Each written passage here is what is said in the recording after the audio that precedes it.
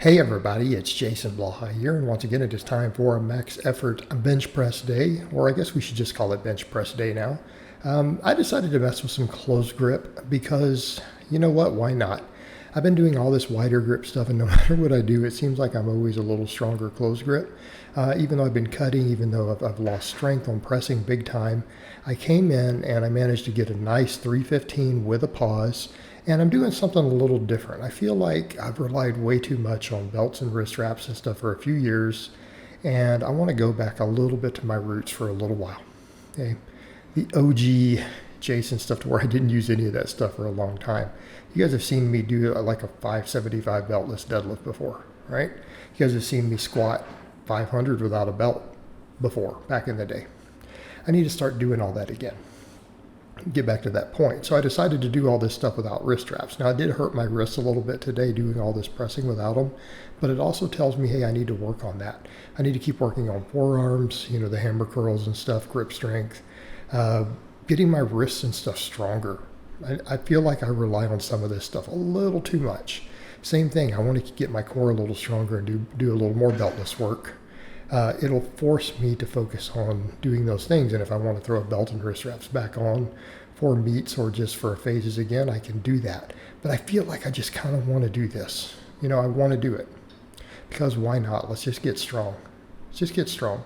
And I know how to use these things. If I need to use them to try them at meets, I can always do that. But you know what? This last meet, I broke a state record again without a knee sleeves. Sleeves were allowed in the USPA. Some of the feds don't allow them for raw. They count it as wraps. But I may do that because I didn't do the sleeves and I did just fine. So for supplemental work, I did 245 on there and just did pause close grip benching.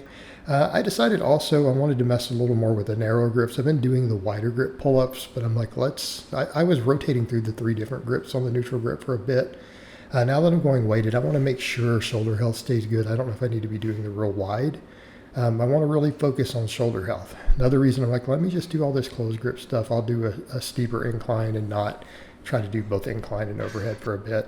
Let's not get any overuse. Let's just get real strong, do the heavy stuff, and then rep out my smaller supplemental lifts for the biggest weak links, which really are arms for me, right? I mean, we could say delts and stuff too, front delts, but I'm going to do a bunch of incline benching, right? That'll sort that.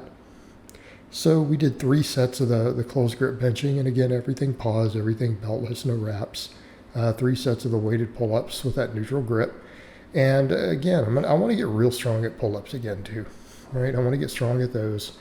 I know those carry over to my deadlifting. And I think when I close grip bench in general, with close grip benching, lats seem to matter quite a bit for me. They do seem to impact it. And I think that's one of the reasons I've always been better at closer grip benching. I think it has to do with the fact that I have big lats, I have strong lats, and I seem to really be able to use my lats to maintain a good bar path and to get me popped out of the bottom on the close grip. So once I do that, I just need enough tricep to lock it. But I feel like my lats have mattered a lot there, so I want to get strong at pull-ups again. Now the incline, I think this is really going to be one of the keys. This is something I've always heard Dave Tate talk about. He's like, when I get really strong at close grip incline, my close grip bench just soars. So I want to work with this a little bit. I think there's something to that. When I've messed with the different angles of stuff and looked at the carryover, I think he's right on that. I happen to agree. So I want to really push that. That's something I want to do that's going to be a little different. It'll be new. Because I got up to a 365 closed grip when bulking last year. Right, we got up to a 365. Of course, I've detrained, lost some size when I cut back down and everything. And I'm going to keep cutting a little bit, but I want to have this prime for when I'm ready to gain a little bit of weight again, is I want to drop down to about 210 total, and I want to stay under 220 for all of this year. I want to spend all of this year under 220 if possible. Even though I'm going to compete 220, I don't want to really do big water cuts. I'll do minor water cuts the morning of just so that I can refeed, right, and super compensate a little, but not do them because I need it to make weight. So we did close grip incline, all of it with a pause. Notice everything is paused. It's all paused.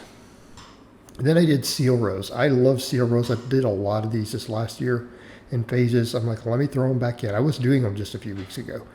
I want to work on them a little bit again. Let me go real heavy. I was torn between those and doing barbell rows today. I like barbell rows, but I'm also doing rep work on deficit deadlifts and stuff. And I'd like to be able to start working some good mornings back in eventually. So I do need to make sure my low back isn't overly fatigued, because I think I'm going to do all my squatting and pulling beltless also if possible. So I really don't want my low back beat up going into lower day, since I always do a lower day after an upper. I think doing more chest supported stuff like this is going to be the way to go. Probably going to be better off. So again, seal rows, but I did 225 for 3 sets of 5. Very happy with those. I felt them really light up my upper back. I felt my rear delts, felt my forearms, my biceps, all that a lot on those. All right, then I went with JM presses. I've been doing a little bit of extensions lately. Today I wanted to work the JM presses back in, and I may rotate these back and forth. I really do like the way my long head feels when I do the behind the head extensions while laying, right? Really what they call, I guess, rip toe skull crushers, that some people call them. Really, it's just a lying tricep extension. It's really what it is. And I like those, but I also like the JM presses. So I may alternate them even within the same week some. I don't know how I'm going to do it. I like both. They both hit my triceps really, really hard. They just hit them in a very, very different way.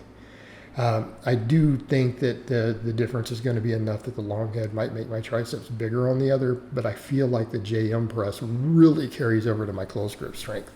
When I got good at these last year, I was really strong at these when I hit that 365 close grip.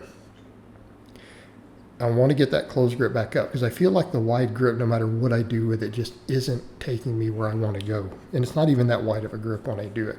And I've been training the different grips, experimenting with them, but everyone's like, yeah, but your wider grip went up. It went up to 350. I think my best was 355, but I hit 365 close grip just, 5-6 weeks before that. So the close grip made my pinkies on the range go up. It wasn't training it that did it. And once I started training it more and doing that, during the cutting and then me getting sick and everything last year for a bit, I really feel like it's regressed. So I don't know. I want to mess with close grip again for just a little while and see how it does. But that 315, felt better than some of my wider grip benching has felt.